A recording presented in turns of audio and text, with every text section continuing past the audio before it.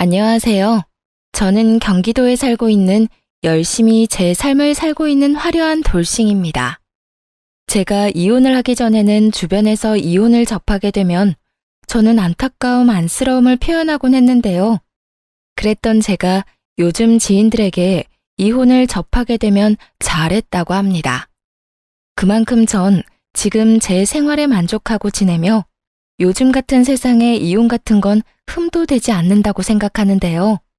지금은 이런 생각까지 하는 저이지만 저 역시 이혼을 할 당시에는 온갖 잡념들에 휩싸여 이혼을 하지 못하고 이리저리 끌려다녔습니다. 그러면 제가 어떤 일들을 겪었고 어떻게 해서 이혼까지 하게 되었는지 제 사연 들어보실래요? 저와 남편은 연애를 길게 하고 결혼까지 하게 된 부부였습니다. 연애를 하기 전에는 친구로 지냈기에 가끔 남편의 집으로 가곤 했고 연인이 되면서도 시댁에 자주 왕래하면서 지냈던 것 같아요. 남편 역시 친정에 자주 놀러 오기도 했고 친정 부모님과 시간을 보내며 자연스럽게 가족이 되어갔죠. 시댁에서는 저를 특히나 예뻐해 주셨는데 남편이 외동이었던 터라 딸이 생긴 것 같다며 저를 많이 예뻐해 주셨었죠. 아름아, 넌 좋아하는 음식이 뭐니? 다음에 올 때 그걸로 해주마. 저 다 잘 먹어요. 어머님은 뭐 좋아하세요? 제가 다음에 해드릴게요. 그 작은 손으로 요리까지 할 줄 알아? 잘은 못하는데 기본적인 거 몇 가지만 할 줄 알아요. 어머님 입맛에 맞을지는 모르겠지만요. 당연히 다 맛있겠지. 아름이가 만들어주는 거면 소태밥도 맛있게 먹을 수 있는걸? 그런데 그런 일은 나중에 네 가정 생기면 네 자식한테나 해주고 지금은 내가 해주는 음식 먹어주려무나. 난 아름이니가 맛있게 먹는 모습 보는 게 너무 좋단다. 허구한 날 허겁지겁 전쟁 치르듯 먹는 남자들만 보다가 너처럼 오물오물 토끼처럼 먹는 거 보고 있으면 이 엄마가 너무 행복해. 시모는 늘 저에게 귀엽다, 사랑스럽다, 행복하다 등의 말을 해주었고 그런 말을 들을 때마다 제가 특별한 사람이 된 것 같아 참 행복하더라고요. 여러모로 전 그런 시댁 분위기가 좋았고 남편을 사랑하기도 했지만 이런 시댁이라면 저도 가족으로 인정받고 사랑받을 수 있겠다는 생각이 커 결혼까지 하게 되었습니다. 단 한 번의 큰 소리도 조금의 의견 충돌도 없이 결혼까지 마치게 되었고 친정을 비롯해 시댁까지 화기애애한 그 자체였어요. 첫 명절이 오기 전까지는요. 아무래도 명절, 제사에 대해 들은 것이 많아 어쩔 수 없이 긴장이 되기도 하고 우리 시댁은 어떤 분위기로 나를 대할까 하는 걱정도 되더라고요. 하지만 이런 제 우려와는 달리 저와 남편이 시댁에 도착하니 이미 시모 혼자 음식을 준비하고 있더군요. 전 당연히 제가 오면 함께 시작할 거라 예상했던 터라 이런 상황은 생각지도 못했는데 조금 당황스럽더라고요. 죄송스럽기도 했고요. 심지어 준비만 하신 게 아니라 이미 반 이상을 해놓으신 터라 전 급하게 옷을 갈아입고 나머진 제가 하겠다며 앞치마를 하고 나섰습니다. 어머님, 이제 제가 할 테니 들어가서 쉬세요.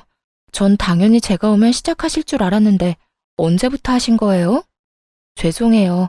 다음부턴 좀 더 일찍 올게요. 아니야. 늘 혼자 해왔는데 뭐. 신경 쓰지 말고 옷부터 편한 걸로 갈아입으려무나. 이미 갈아입었어요, 어머님. 그러니까 이제부터 좀 쉬세요. 저 생각보다 잘해요. 그럼 우리 며느리 잘하는 거 다 알지. 다 아는데. 정말 거의 다 해서 네가 할 게 없어서 그래. 괜히 너까지 힘 빼지 말고 일단 조금 쉬어. 곧 있으면 끝이니까 뒷정리나 좀 도와다오. 그러면 제가 옆에서 전이라도 뒤집을게요. 그 정도는 하게 해주세요. 이때까진 분위기 좋았습니다. 누가 먼저라고 할 것도 없이 서로 나서 일을 하려고 했고 서로의 등을 떠밀며 조금이라도 더 쉬게 해주려고 했죠. 음식을 다 마련하고 나선 시모가 쉬는 동안 혼자 뒷정리를 빨리 끝내버리곤 빨래부터 시작해서 대청소도 다 해버렸습니다. 시모가 일을 워낙 못하게 하니 빨래 대청소를 하는데 기분이 나쁘기는커녕 뿌듯한 마음마저 들더라고요. 혼자 아침부터 고생했을 시모에게 조금이라도 도움이 되었다는 생각에서 말이죠. 이런 제 마음을 알았는지 시모는 이런 말까지 해주더군요. 어쩜 그렇게도 손이 야무질 수가 있는지. 덕분에 이번 명절엔 몸살 걸릴 일 없이 잘 지나가겠구나. 음식 준비부터 뒷정리도 잘하고 아주 집안일을 우리 아름이가 다 해준 덕에 이 엄마가 편하구나. 시모는 제 두 손을 쓰다듬으며 애정을 듬뿍 담은 말을 해주었고 사랑받고 있다는 생각이 들어 참 기쁘더라고요. 그렇게 좋은 분위기에서 명절을 보냈고 친정으로 가기 전 저희를 배웅해 주시는 시모에게 준비한 용돈 봉투를 드렸죠. 어머님, 저희 이제 가볼게요. 덕분에 많이 배우고 맛있게 먹고 잘 쉬다가 가요. 아, 그리고 어머님, 여기 용돈이요. 첫 명절이고 해서 준비했어요. 시모는 정말 생각도 못했다는 듯 놀란 눈을 하고 봉투를 보더라고요.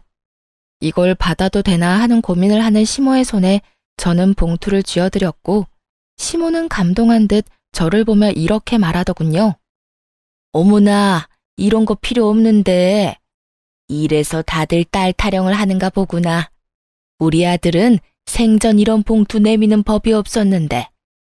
에이, 엄마, 생신 때 용돈 드렸잖아요. 생일마저 입 닦으면 네가 아들이야? 그건 당연한 거야. 어찌되었든 아가, 고맙다. 내가 잘 쓰마.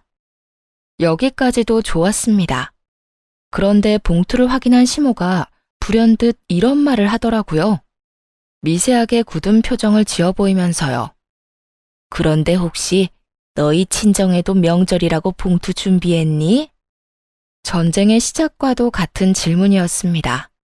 시모는 살짝 굳은 표정으로 저에게 물어왔고 시모의 의중을 알 수 없었던 저는 있는 사실 그대로 대답했어요. 굳이 숨길 필요도 없었고 차별을 두어 준비를 했던 것도 아니었으니까요. 네, 친정도 봉투로 준비했어요.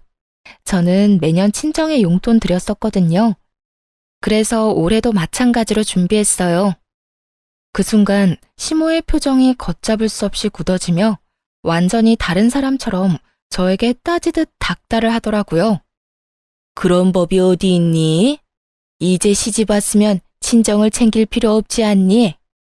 넌 이제 우리 집 사람인데 왜 친정까지 챙기는지 모르겠구나. 애 없을 때 한 푼이라도 더 모을 생각을 해야지. 이제 보니 우리 아름이가 다 좋은데 돈 쓰는 씀씀이가 좀 해픈 것 같네. 너희 돈 관리는 누가 하니? 네가 하고 있으면 우리 아들한테 맡겨. 알겠지? 그리고 용돈 같은 건 앞으로 친정해 주지 말고 다 너희 생각해서 하는 말이야. 과연 내가 알던 시모가 맞는지 의문이 다 들더군요. 어떻게 돈 앞에서 사람이 이렇게까지 이중적인 면모를 드러내다니요?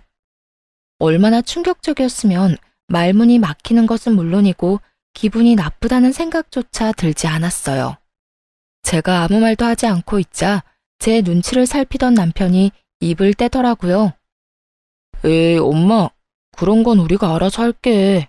자, 우리도 이만 가봐야겠다. 우리는 갈 테니 푹 쉬어요. 그렇게 남편의 손에 이끌려 친정에 가게 되었고 저는 친정에서 어떻게 지냈는지도 모를 만큼 넋이 나가 있는 상태였죠. 모든 일정을 끝내고 집으로 돌아오자 그제야 제가 무슨 말을 듣고도 말 한마디 하지 못한 건지 자각이 되더라고요. 그와 동시에 화가 올라왔고요. 여보, 혹시 나 당신이랑 사는 동안엔 우리 집에 용돈도 주면 안 되는 거야? 갑자기 그게 무슨 말이야? 아, 엄마가 한 말 때문에 그래? 그 말을 뭘 신경 쓰고 그래. 그냥 그런가 보다 하고 신경 쓰지 마. 엄마한텐 알겠다 하고 우린 우리가 하고 싶은 대로 하면 돼. 아무리 그렇게 하면 된다고 해도 나 어머님 말씀 기분이 너무 나빠. 어떻게 그렇게 말씀하실 수가 있어? 시집 온 딸은 자식도 아니야? 뭘 그런 말을 곱씹고 있어. 괜히 당신 기분만 나쁘게. 워낙 옛날 분이라 그래.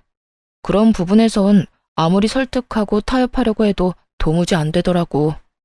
그러니까 당신도 그냥 들어도 못 들었다고 생각하고 지내줘. 응? 그거 말고는 다 당신 편하게 맞춰주시잖아. 아무리 그래도 기분이 상하는 걸 어떻게 해. 내가 앞으로 그런 말 나올 것 같으면 한 발 앞서 막아주도록 노력할 테니까 기분 풀고 좀 쉬자.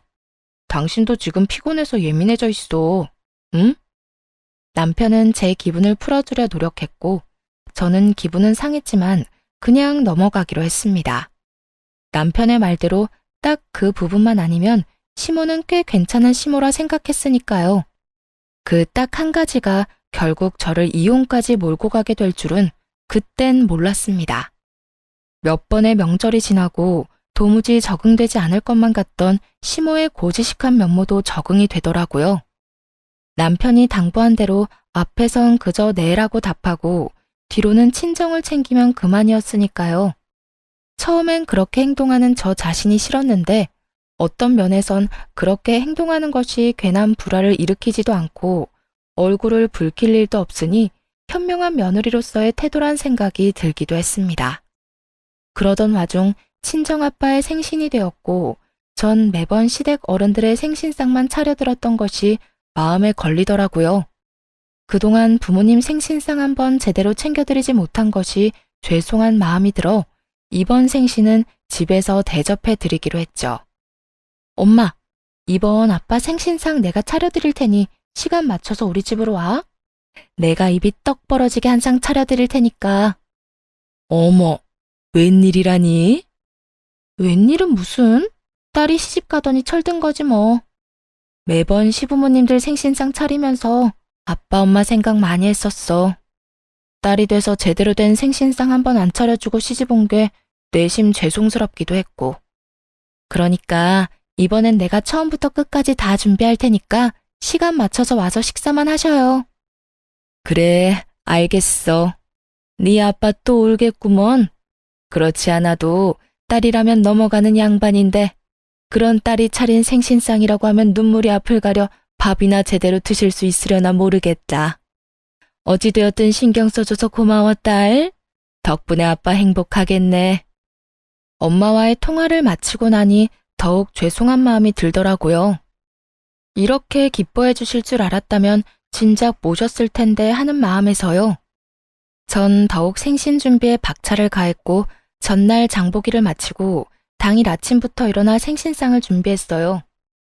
아침 일찍 일어나 남편 출근시키고 생신상 준비를 하는데 시모에게 전화가 오더라고요.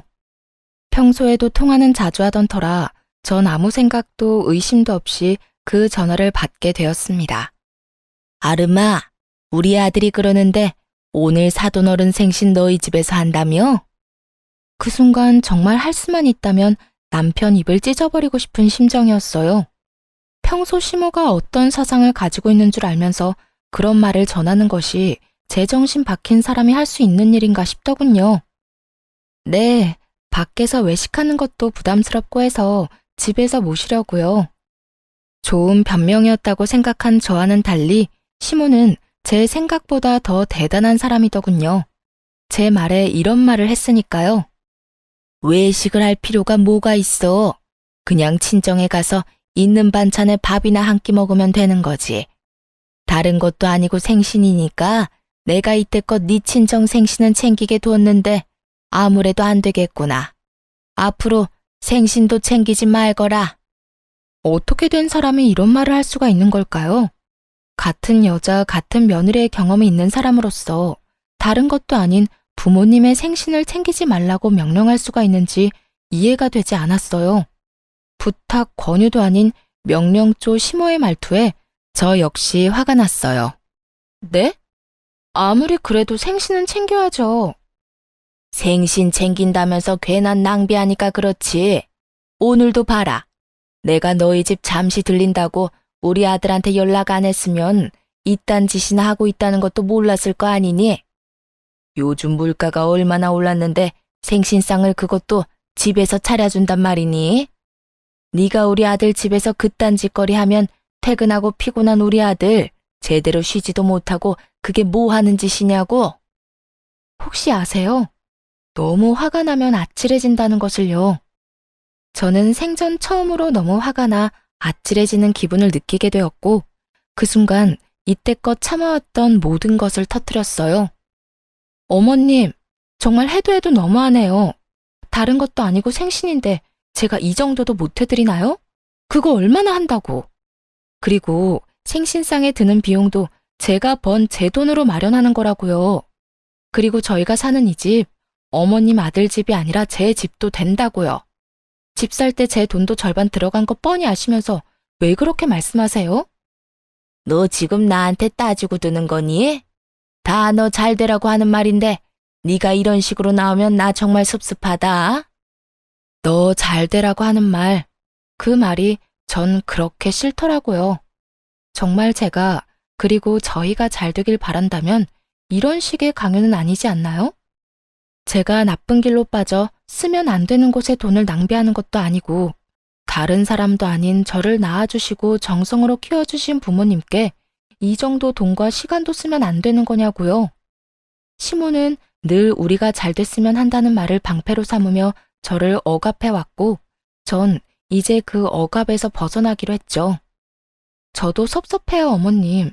어머님이 저 잘 되라고 하는 말씀 전부 다 저한테는 다 섭섭하다고요. 시집을 가면 딸이 아닌 게 되는 것도 아닌데 왜 제가 친정에 어떤 일도 하지 말라고 하세요?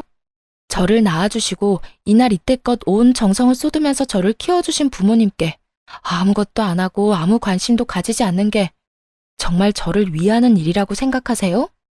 전혀 아니에요. 전 한두 푼 아끼자고 그렇게 살고 싶지 않다고요. 전 앞으로 어머님이 뭐라고 하시든 간에 친정에 할 도리는 하면서 살 거예요. 이런 제가 정 마음에 들지 않으시면 제가 돈을 어떻게 쓰든 관심을 가지지 말아주세요. 그러면 서로 얼굴 붉히는 일도 없고 서로 좋지 않겠어요? 뭐야? 너 지금 말 다 했니? 아름이 너 그렇게 안 봤는데 아주 되바라졌구나. 어디 어른한테 버릇없이 그딴 식으로 말하는 게야? 내가 말했지? 다 너 잘 되라고 하는 말이라고. 처음엔 생신상 용돈으로 시작해서 나중엔 더 큰 돈, 더 큰 걸 바라는 게 사람 마음이란 걸 왜 모르니? 네 친정 부모님이라고 다를 줄 알아? 나이 더 들면 기댈 거라곤 자식밖에 없을 텐데 그때 가서 너 어떻게 하려고 지금부터 지갑 노릇을 하려고 하냔 말이다. 저희 부부가 진짜 누구의 지갑 노릇을 하고 있는데 이딴 말을 하는지 모르겠더라고요. 시모는 친정에는 용돈도 주지 말라고 하며 달마다 저희에게 용돈을 받아 쓰는 것도 모자라 병원도 회사 다니는 저를 꼭 데리고 다니며 그 병원비조차도 저에게 다 내라고 하는 사람이었습니다. 그런 사람이 저딴 말이나 하니 퍽이나 진정성 있어 보이더라고요. 제발 그 말 좀 하지 마세요. 다 저 잘 되라고 한다는 그 말이요. 그게 어떻게 제가 잘 되라고 하는 말이에요? 그리고 지갑이요? 그런 식으로 따지면 저희가 어머님께 매달 드리는 용돈부터 각종 병원비까지 더는 도움을 드리면 안 되겠네요. 어머님 역시 이제 기댈 거라곤 외동아들 하나뿐일 텐데 사람 마음 모르는 거라고 저희한테 더 큰 걸 바라면 어떻게 해요? 그걸 말이라고 하니? 진정하고 시댁이 갔니? 내가 누누이 말하지 않았니? 시집 오면 넌 친정 사람이 아니라 우리 이 시집안 사람이라고. 넌 이제 우리 가족인데 가족인 날 돕는 건 당연하지. 저한테는 그 모든 게 당연하지 않으니까 그렇게 살고 싶으신 어머님이나 친정 다 무시하면서 잘 사시고요. 저한테 더는 강요하지 마세요. 저 이만 끊을게요. 더 이야기 나누다간 정말 어머님하고 사이 틀어질까봐 겁나네요. 그러면 들어가세요. 저는 전화를 끊어버렸고 시모에게서 전화가 계속해서 왔지만 연락을 받지 않았죠. 정말 생각하면 할수록 화가 나더라고요. 시부의 생신날엔 시모와 함께 여행을 보내드렸고 시모의 생신날엔 명품 가방을 선물했었습니다. 물론 선물과는 상관없이 생신상까지 차려드렸었고요. 그땐 이런 며느리가 또 없다고 덕분에 이런 호강을 다 누려본다고 했던 사람이 어떻게 그깟 생신상 한번 마음 편하게 차리지도 못하게 하는 것인지 너무 화가 나더라고요. 이런 부모도 부모라고 그 큰 돈을 들여가며 신경을 쓰고 대접했던 저 자신에게도 너무 화가 나기도 했습니다. 하지만 언제까지나 씩씩거리며 화를 내고 있을 수는 없는 노릇이었어요. 처음으로 차려드리는 친정아빠의 생신을 이딴 식으로 망치고 싶진 않았거든요. 그래서 전 마음을 가다듬고 기뻐하실 부모님의 얼굴을 떠올리며 생신상을 준비했고, 밑재료 준비를 끝내고 한숨 돌릴 때쯤 거칠게 문을 두드리는 소리가 들려오더군요. 야! 야! 문 열어! 이 문 당장 열어! 설마 했던 우려가 현실이 되는 순간이었어요. 화가 머리끝까지 난 시모는 집으로 들이닥쳤고, 제가 문을 열어주자마자 저를 밀치고 집으로 들어오더니 화를 내며 기껏 준비한 재료들을 다 엎어버리기 시작하더군요. 이게 무슨 짓이에요? 그만두세요. 그만하시라고요. 이거 놔라 이년아. 네가 그만하라고 하면 내가 그만할 줄 알아? 어디 건방지게 뭐? 강요하지 마. 신경을 꺼. 내가 너한테 어떻게 했는데 네가 감히 나한테 그런 식으로 명령을 해. 이 고약한 년. 내가 너 버릇을 단단히 고쳐줄 거다. 생신상? 웃기지 마. 내가 절대 아무것도 못하게 해줄 테니까. 아무리 말려도 눈이 돌아버린 시모를 말리는 건 불가능했어요. 이미 재료들은 손 쓸 수 없이 망가진 상태였고, 제가 말리면 말릴수록 시모는 더 격하게 난동을 부리더군요. 시모는 아예 집에서 어떤 음식도 만들게 하고 싶지 않았는지 아예 냉장고 문까지 열어 모든 음식들을 다 꺼내 바닥에 쏟아부어 버리더군요. 전 그저 그런 시모를 지켜보며 분이 풀릴 때까지 지켜보기로 했죠. 그러면서도 남편에게 연락해 당장 집으로 오라는 말을 전했고, 시모의 난동을 부리는 모습을 동영상으로 남기기도 했습니다. 네 년이 감히 날 우습게 봐? 이게 오냐오냐 해줬더니 어른 무서운 줄 모르고 날뛰는 꼴이라니. 내가 이렇게까지 하는데도 네가 생신상 차려낼 수 있을지 두고 보자. 시모는 끊임없이 저를 향한 분노를 뱉어내며 난동을 부려댔고, 그 사이 집에서 가까운 회사에 다니던 남편이 집으로 불이 나게 뛰어들어오더군요. 모든 광경을 목격하게 된 남편은 많이 놀랐는지 멈칫거리며 입을 벌리더라고요. 그것도 잠시 반찬통을 들고 바닥으로 집어던지려는 시모를 가까스로 저지한 남편은 시모에게 소리를 지르며 화를 냈어요. 엄마, 이게 다 뭐야? 도대체 이게 무슨 짓이야? 이 사람이 무슨 잘못을 얼마나 했다고 이딴 짓까지 하냐고. 이거 놔라. 저 물건이 나한테 한 말 들으면 너도 내가 왜 이렇게까지 했는지 다 이해할 것이다. 저 사람이 어떤 말을 어떻게 했든 이건 아니지. 엄마가 뭐 때문에 화가 났는지 대충 알겠는데 그 어떤 이유로 얼만큼 화가 났던 간에 이건 아니야. 자신을 이해하기는커녕 저를 두둔하고 나서는 남편을 보며 시모는 더 큰 분노를 느끼는 듯했고, 그 분노의 화살은 다시 저에게로 향하더군요. 너 도대체 내 아들한테 뭐라고 했길래 내 아들이 나한테 이렇게 화를 내? 그리고 이를 데가 없어서 회사에서 열심히 일하는 사람한테 전화질을 한 게야? 너 이렇게까지 생각 없는 물건이었어? 그 순간 어떤 생각이 들었는지 아세요? 다 포기하고 싶다, 다 버리고 싶다였어요. 난장판이 되어버린 집만큼 제 마음 역시 난장판이 되어버린 상태였고, 무엇보다 이 모든 광경을 부모님께 보이면 절대로 안 된다는 생각도 들었습니다. 다른 날도 아닌 생신날 이런 광경을 보게 된다면 그런 불효도 또 없을 테니까요. 화를 낼 가치도 없는 사람에게 화를 내고 싶지도 않았어요. 우선 전 봉지를 찾아들고 시모가 다 엎어버린 재료들을 챙겨놓고 시모의 손에 꽉 쥐어주며 이렇게 말했어요. 이거 덕분에 저는 못 쓰게 됐으니까 가져가서 저녁해 드세요. 어머니 말대로 요즘 물가가 장난이 아닌데 그냥 버릴 순 없으니까요. 어머님이 다 망쳤으니 어머님이 책임지시고 해결하시라고요. 그리고 뒷정리도 다 하고 가세요. 어머님 말대로 힘들게 일하고 온 어머님 귀한 아들이 이걸 다 치울 순 없는 노릇 아니겠어요? 그러니까 이 난리를 부린 어머님이 직접 다 치우고 가세요. 제 말에 시모는 몸까지 부들부들 떨며 손을 치켜들더군요. 전 그 손을 낚아채 뿌리쳐버렸고요. 이 년이 감히! 자꾸 이년저년 하지 마세요. 전 어머님한테 그딴 욕 들을 만큼 잘못한 거 없어요. 그리고 제 몸에 손도 대지 마시고요. 저희 부모님이 맞고 다니라고 시집 보낸 거 아니고요. 행복하게 지내라고 시집 보낸 겁니다.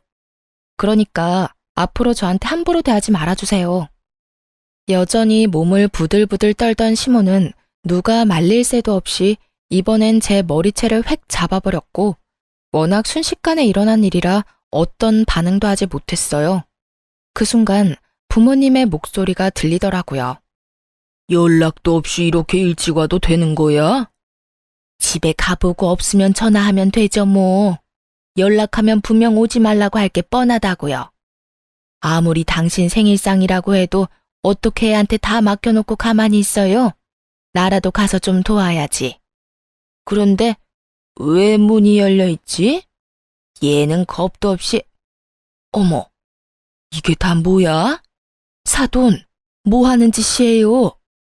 아무래도 제가 마음에 걸렸던 부모님은 뭐라도 도울 마음에 일찍 저희 집으로 오셨고 남편이 급하게 집으로 들어오느라 문을 잠그는 것을 깜빡했던 것이었습니다. 참고로 저희 집은 디지털 자물쇠가 아닌 열쇠로 문을 열고 닫는 터라 문을 닫는다고 해도 잠기진 않는 문이었고 심지어 문을 제대로 닫지 않아 조금 열린 상태였던 거죠. 아무것도 알 리 없었던 부모님은 문을 열고 집으로 들어왔고 그곳에서 처음 본 것이 제가 시모에게 머리채를 잡혀 이리저리 휘둘리고 있는 상황이었던 것이었어요. 그것도 아빠의 생신날 말이죠. 제가 떠올리기도 싫었던 최악의 상황이 되어버렸고 제가 시모의 손에 휘둘리는 그 순간에도 부모님에 대한 죄송함에 어찌해야 할 바를 모르겠더라고요. 하지만 시모는 머리끝까지 화가 난 엄마의 고함을 듣지 못할 만큼 흥분한 상태였고 여전히 저를 놓을 기미가 보이지 않는 상태였습니다. 그 순간 엄마보다 더 화가 난 아빠가 다가와 시모의 손을 낚아채 멀뚱히 서 있는 남편의 쪽으로 시모를 던지듯 밀어버렸습니다. 시모는 남편의 품에 고꾸라졌고 그런 시모를 아빠는 무서운 표정으로 아무 말도 하지 않고 그저 노려보시더군요. 그런 아빠를 대신해 엄마가 시모에게 화를 내기 시작했습니다. 이보세요. 지금 도대체 이게 다 무슨 짓이에요? 우리 딸이 뭘 그렇게 잘못했다고 애를 이렇게까지 잡는 거냐고요? 아니, 잘못을 했더라도 말로 타이르면 되는 일이지 우리 애가 짐승도 아니고 어떻게 이런 짓을 할 수가 있어요? 입 없어요? 말할 줄 몰라요? 그 뚫린 입으로 말 좀 해보라고. 격한 감정을 드러내며 시모에게 따져묻는 엄마와 아무 대답도 하지 않는 시모. 그야말로 그런 난리가 또 없는 상황이었어요. 그 상황에서도 화가 나는 것은 시모의 침묵이었어요. 엄마의 그 어떤 물음에도 시모는 그저 침묵을 지키고 있었는데 그 침묵의 의미는 미안함이 아닌 그저 말도 섞고 싶지 않다는 느낌이 강하게 들었기 때문입니다. 엄마가 시모를 몰아붙이는 내내 시모는 빈정거리는 표정을 지어 보이며 입을 삐죽거리는 듯 엄마를 농락하는 모습을 보이더군요. 그 모습은 너는 짓거려라, 난 안 듣는다는 식의 무시와 다름이 없었고 엄마도 저와 똑같이 느꼈는지 말할 가치도 없다시며 저를 데리고 나와 친정으로 와버렸습니다. 그리고 그날 저는 몰랐던 사실을 알게 되었습니다. 그 여편네 진짜 미친 거 아니야? 어떻게 감히 너한테 이딴 짓을 할 수가 있어? 네 남편은 도대체 뭐 하고 있었니? 네가 그런 일을 당하는데 멀뚱히 서서 구경만 하고 있다는 게 말이나 돼? 엄마가 일찍 서두르지 않았으면 어떻게 됐을 거야? 여보, 그만해. 아름이 놀란 거 안 보여? 그러니까 애한테 그러지 말고 흥분 좀 가라앉혀. 네가 뭘 잘못했다고 고개 숙이고 있어. 딸, 고개 들어. 너 잘못한 거 하나도 없어. 엄마, 아빠, 죄송해요. 하필 생신날 이런 꼴 보여서. 네 잘못 아니라니까. 어떻게 인간의 탈을 쓰고 남의 집 자식한테 그딴 짓을 할 수가 있어? 인간이라면 그러면 안 되지. 돈 받아갈 땐 그렇게 고맙다고 바닥 갈라지게 고개 숙이고 잘하겠다고 하더니 이게 잘하는 거야? 머리채나 잡아뜯는 게 잘하는 거냐고. 돈? 엄마, 그게 무슨 말이야? 그 뒤로 이어진 엄마의 말은 정말 어이가 없더라고요. 어느 날은 네 남편이 술 먹고 여기로 찾아왔더라. 그 옆편에 살던 집 주인이 당장 나가라고 했다던데. 돈이 없어서 마땅히 옮겨줄 집이 없다고 말이야. 생각 같아서 당장 집이라도 마련해주고 싶은데 대출 받는 것도 한계가 있고 큰 돈도 없어서 속상하다면서 울더라고. 얼마나 서럽게 울던지. 네 아빠랑 내가 신경 쓰여서 우리 노후 자금까지 내줬는데 어떻게 그런 우리한테 이딴 광경이나 보게 만들어? 그 옆편네도 그래. 우리한테 받은 돈으로 집까지 마련했으면서 어떻게 우리 딸이 너한테 그딴 짓을 해? 아니, 돈을 다 떠나서 자기 자식 귀하면 남의 자식 귀한 줄도 알아야지. 어떻게 남의 귀한 자식을 그런 식으로 대할 수가 있냐고. 내가 진짜 아까 그 장면이 머릿속에서 떠나지 않아. 속상해 미치겠어. 이렇게까지 감정 표현을 하는 분이 아닌데 많이 속상하시던 엄마는 제 앞에서 화를 내시며 우시더라고요. 평소라면 다 괜찮다고 그런 일도 있다며 제 등을 쓸어내려 주셨을 엄마가 우시는데 제 마음도 무너져 내리더군요. 그렇게 한참 울은 저는 겨우 마음을 진정시키고 생각을 정리했어요. 정리하면 할수록 이해가 되지 않더라고요. 저에게 말 한마디 하지 않고 친정에서 큰 돈을 받아간 남편. 남편에게 그 큰 돈을 받아 집을 마련한 시모. 친정에서 받은 돈으로 집까지 마련했으면서 친정엔 조금의 용돈도 용납하지 않았던 시모. 그 모든 게 이해가 되지 않았습니다. 더욱 괘씸한 건 남편이었어요. 시모의 집을 마련하던 시기에 제가 이것저것 물었던 적이 있는데 그때마다 남편은 저에게 거짓말을 해대며 어물쩍 그 상황을 넘어가곤 했으니까요. 그땐 친정에서 도움을 받았을 거란 생각도 못한 상황이라 속여봤자 대출금 정도라 생각했었어요. 그래서 효도하고 싶다는데 제가 뭐라고 나서나 하는 생각에 더는 아무 말도 하지 않았던 것이고요. 하지만 그 모든 행동이 저를 속이기 위한 행동이었다고 생각하니 너무나도 괘씸하더군요. 그렇게 남편에 대한 실망감과 시모에 대한 넘치는 분노 때문에 어찌해야 할 바를 모르고 있었어요. 그러는 와중에도 남편은 와서 빌기는커녕 연락 한 통이 없더라고요. 분노와 체념이 오가는 며칠이 흐른 후 남편에게 연락이 왔고 전 친정 근처 카페에서 남편을 만나게 되었습니다. 어쩌면 싹싹 빌며 사과를 해올 수도 있을 거라 생각했는데 남편은 다리를 꼬고 앉아 저에게 이혼을 통보하더라고요. 뭐, 그 역시도 제 예상 안에 있기도 했지만요. 우리 이혼하자. 뭐? 이혼? 그래, 이혼. 엄마랑 많이 이야기해봤는데 아무래도 우리 이혼하는 게 좋을 것 같아. 당신이랑 엄마 사이에서 나도 힘들고 당신도 앞으로 우리 엄마 보기 싫을 거고 그러면 난 더 힘들어질 거고 우리 앞날이 뻔하잖아. 지금 이혼을 입 밖으로 내뱉고 싶은 사람이 누군데 감히 누가 먼저 이혼을 입 밖에 내나 싶더라고요. 그러면서도 그 검은 속내가 뻔히 보이기도 했고요. 이혼? 당연히 해야지. 그런데 당신 우리 집에서 돈 많이 받아갔더라. 그 돈으로 어머님 집 사는데 보태드렸고 이혼은 하는데 돈은 다 토해내야 하지 않겠어? 제 말에 남편은 그게 무슨 헛소리냐고 웃더라고요. 그러면서 하는 말은 정말 가관이었습니다. 내가 왜 그 돈을 줘야 해? 난 빌린 적도 없는데? 내가 빌려줬다는 증거라도 있어? 있으면 가지고 와 보든가. 이런 걸 보고 딱 잡아댄다고들 하시죠? 네, 남편도 그런 적 없다며 딱 잡아떼기 시작하더라고요. 여유롭게 커피까지 홀짝홀짝 마셔대며 증거가 있다면 가지고 오라는데 그 모습이 참 하찮더라고요.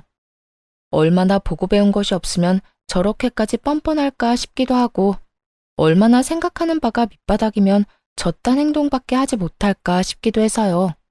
이혼의 단어가 나오고 난 후, 아니 어쩌면 어렴풋이 설마 이러진 않을까 했던 제 생각과 전혀 다르지 않은 하찮은 태도였어요.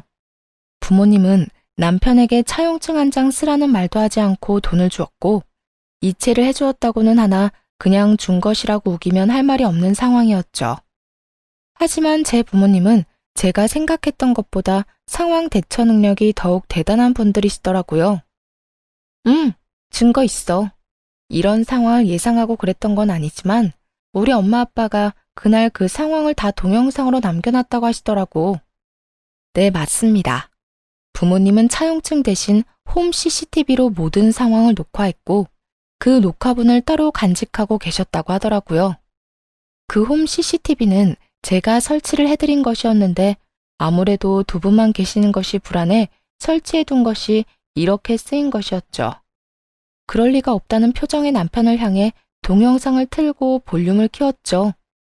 장인어른, 장모님, 정말 감사합니다. 제가 형편이 되는 대로 조금씩이라도 갚겠습니다. 덕분에 저희 어머니 이제 이사 걱정 없이 보내실 수 있게 됐어요.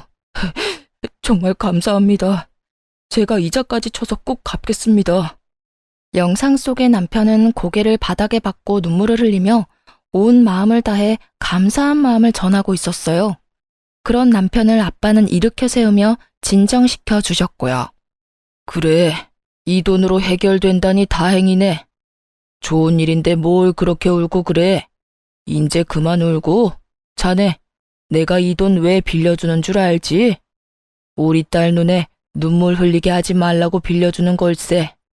돈 때문에 자네가 힘들어하면 우리 딸도 힘들 테니 우리 노후 자금까지 털어서 빌려주는 거라고. 네, 잘 압니다. 제가 아름이 눈에 눈물 흘리지 않게 잘하겠습니다. 정말 세상에서 제일 행복한 여자로 만들어줄 겁니다. 그래, 그거면 됐어. 혹시나 우리 딸 눈에 눈물 나게 하는 날엔 지금 이 돈 한 번에 다 갚아야 할 거야. 농담 아니네. 나는 다른 건 몰라도 내 딸 눈에 눈물 나는 꼴은 못 봐. 자네, 내 말 무슨 뜻인지 알지? 네, 잘 알겠습니다. 혹시나 아름이랑 제가 잘못되면 당연히 이 돈은 다 돌려드려야죠. 하지만 그런 일은 절대로 없을 테니 걱정하지 마십시오. 차용증이라도 쓰라고 하면 쓰겠습니다. 됐어. 차용증은 무슨. 그런 건 필요 없으니까 약속이나 잘 지켜.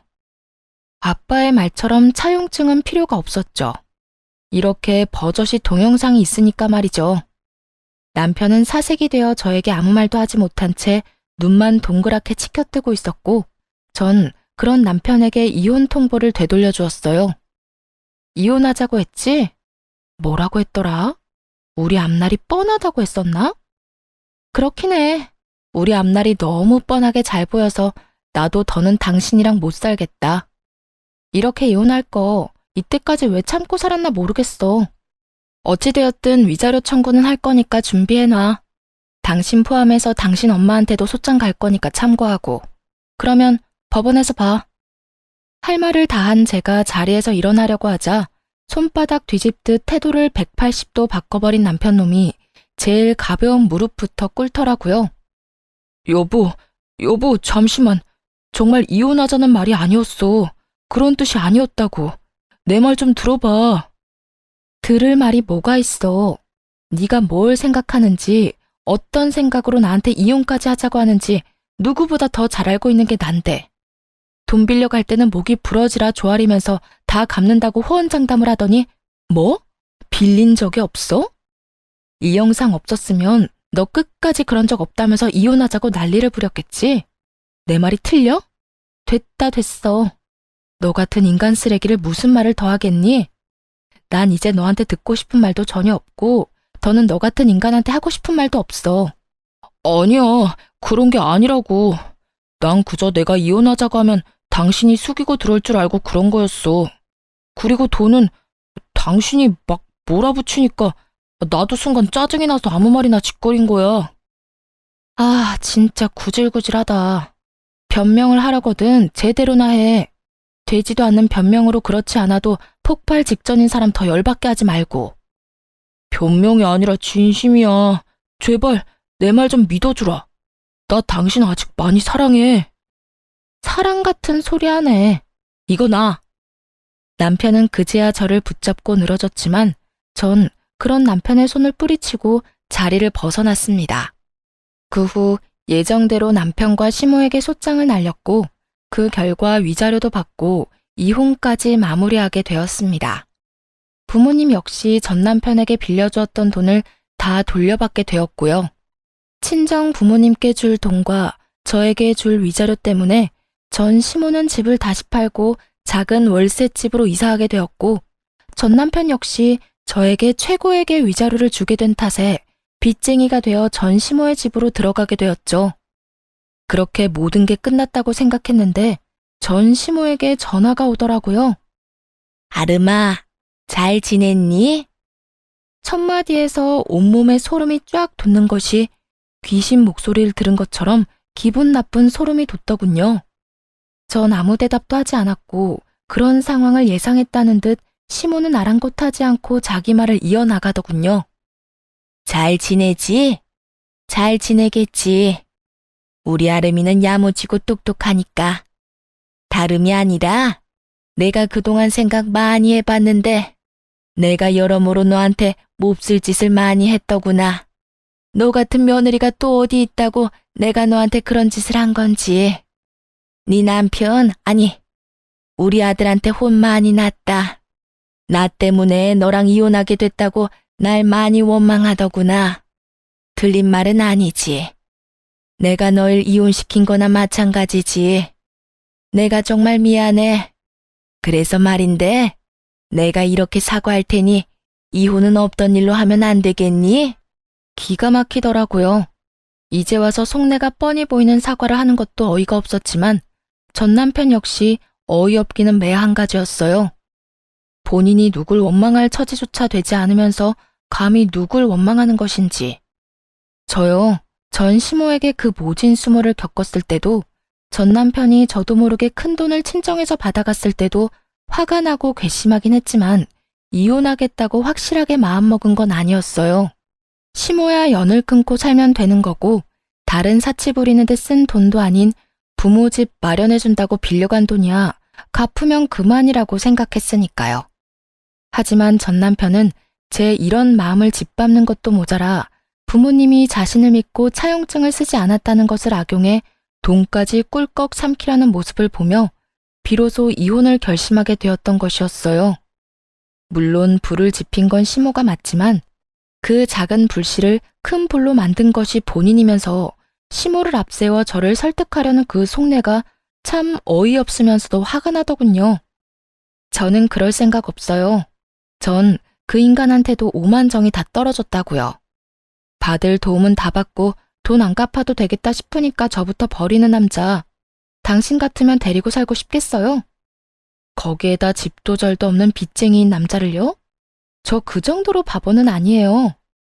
아름아, 그러지 말고 다시 한 번만 생각해 주려무나. 우리 아들 금방 일어설 수 있어. 아직 나이가 젊잖니. 그러니까 그간의 정을 생각해서라도 다시 생각해 주려무나. 결국 전 시모는 악어의 눈물을 쏟아내며 매달리기 시작했고 전 그런 시모에게 이렇게 말했습니다. 그러니까요. 나이도 젊은데 제가 왜 그딴 인간이랑 살아야 하나요? 앞으로 살 날이 긴데 그딴 인간 뒷바라지만 하면서 살라고요? 밑 빠진 독에 물 부어가면서 고생할 마음 없으니까 다신 연락하지 마세요. 저는 전화를 끊어버린과 동시에 차단해버렸고 그 후론 연락이 닿는 일은 없었습니다. 참 한심하지 않나요? 가만히라도 있으면 절반이라도 간다고 그저 주는 대로 받고 하는 대로 가만히 두기만 했더라도 좋은 집에서 편하게 잘 살았을 텐데 괜히 건드리면 안 될 사람을 건드려서 저 고생을 하나 싶었네요. 뭐 자기 복 자기가 찬 거 아니겠어요? 요즘 전 친정에서 지내고 있어요. 회사는 여전히 잘 다니는 중이며 요즘엔 남자친구가 생겨 행복하고 아기자기한 연애를 하고 있는 중이랍니다. 지금 만나는 사람은 좋은 사람이에요. 따뜻한 사람이죠. 언제 어디서나 제가 우선이라고 말해주는 사람이고 만나는 지난날 동안 여름에는 손 선풍기를 겨울엔 핫팩을 건네주는 그런 따뜻한 마음과 세심한 배려를 할 줄 아는 남자예요. 무엇보다 길을 거닐 때면 꼭 저를 길 안쪽에서 걷게 하는 남자친구를 보며 이렇게 따뜻하고 세심한 사람도 있구나 하는 생각을 하곤 해요. 아직까진 결혼 생각은 없지만 지금 제가 사랑하는 남자친구의 모습이 변함이 없다면, 그리고 이 모습이 정말 이 남자의 본 모습이라면 다시 한번 용기를 낼 수도 있을 것도 같아요. 그 정도로 요즘 행복하고 사랑 가득한 날들을 보내고 있습니다. 앞으로도 전 연애도 하고 일도 하며 제 삶을 행복하게 살아가 보려고요. 저 역시 처음 이혼했을 땐 다시 연애를 시작하는 것이 상대방에게 왜인지 죄를 저지르는 기분이 들더라고요. 하지만 곰곰이 생각해보니 제가 죄를 짓고 있는 건 아니더라고요. 제가 이혼 사실을 숨긴 것도 아니고 이혼을 한 게 죄는 아니니까요. 제가 뭘 하든 어떤 연애를 하든 그건 제 자유 아닐까요? 그러니까 저와 비슷한 상황의 돌싱녀, 돌싱남 분들, 우리도 행복하게 살아봐요. 언제까지나 아픔에 절망감에 빠져 시간을 낭비할 순 없지 않을까요? 충분히 아파했고 충분히 힘들었던 만큼 이제 우리 다들 행복합시다. 꼭 새로운 사람을 만나 새로운 출발을 하는 것만이 아닌 본인이 원하는, 본인이 꿈꾸는 그 행복을 위해 다 함께 노력해봐요. 그러면 저는 모든 분들의 행복하고 사랑 가득한 삶을 응원하며 이만 물러가 볼게요. 긴 사연 들어주신 모든 분들 감사합니다.